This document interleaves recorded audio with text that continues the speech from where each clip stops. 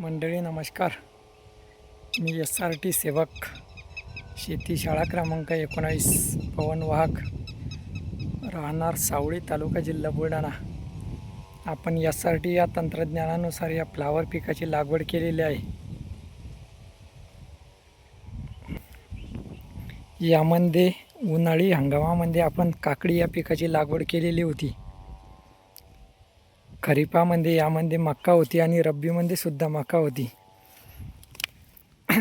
मित्रांनो, खरीपा म्हणल्या जे मकाचे धस ते अद्याप इथं कुजलेले आहे, हे बघा. आणि खरीपामध्ये जे आपण रब्बीमध्ये जी लागवड केली चायनीज पद्धतीने 2-2 बियाणे, ते अद्याप इथं आहे. आता बघा, इथं पुढे सुद्धा तुम्हाला दिसून येईल खरीप आणि रब्बी. हे बघा, हे खरीप आणि हे रब्बी. बघा मित्रांनो, फ्लावर अतिशय सुंदररीत्या आपला डेव्हलप झालेला आहे. आणि हे जे मधामध्ये आपलं नालीमध्ये आपण जे लागवड केलेली होती, ही कोथिंबीर पिकाची लागवड केलेली होती. पण अद्याप कोथिंबीरले भाव नसल्यामुळे आपण हे कोथिंबीर तसंच बायोमास म्हणून याचा आपण वापर करणार आहोत. ब्रश कटरच्या साहाय्याने आपण याला कट करून जागेला इथे ठेवणार आहोत. मित्रांनो, याच्या नालीमध्ये तुम्हाला कोथिंबीर दिसून येईल. आणि हे आपली फ्लावर अतिशय सुंदर, जबरदस्त क्वालिटी.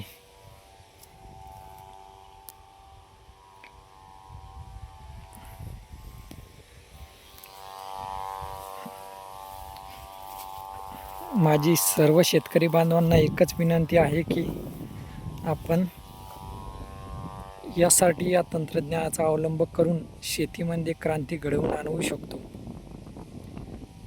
यामध्ये आपण सुरुवातीला मका झाल्यानंतर त्यामध्ये आपण मक्याचीच परत खरीप रब्बी हंगामामध्ये टोकन केलेली होती. त्यामध्ये मका लागवड केल्यानंतर आपण ग्लायफोसेट या तणनाशकाचा वापर केलेला होता. आणि मका आपली उगवून आल्यानंतर जवळपास 30 ते 35 दिवसांनी आपण यामध्ये टिंजर, BSF कंपनीचा टिंजर या तणनाशकाचा वापर केलेला होता. त्यामध्ये आपल्या पिकामध्ये कुठल्याच प्रकारचं तण हे दिसून येत नव्हतं. त्यानंतर मका निघाल्यानंतर आपण काकडी या पिकाची लागवड केली होती.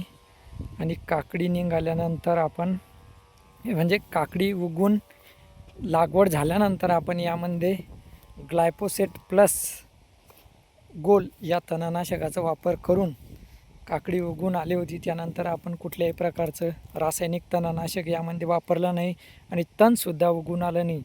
काकडी झाल्यानंतर, काकडीची हार्वेस्टिंग झाल्यानंतर यामध्ये तण उगवून आलेलं होतं.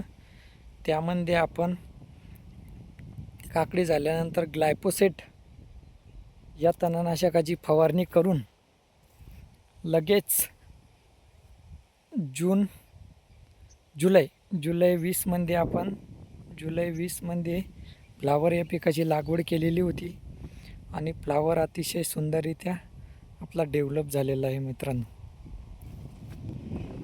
म्हणून म्हणतो शून्य मशागत हे तंत्रज्ञान अतिशय उपयुक्त.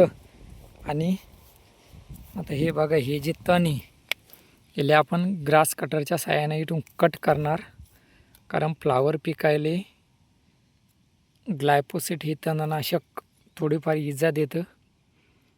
त्यामुळे आपण याला ब्रश कटरच्या साहाय्याने कट करणार आहे मित्रांनो इथून.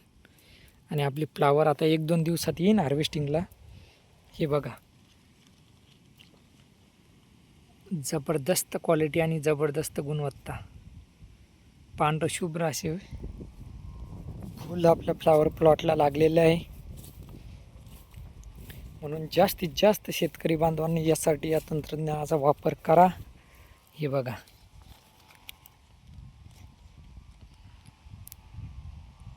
धन्यवाद मित्रांनो, नमस्कार.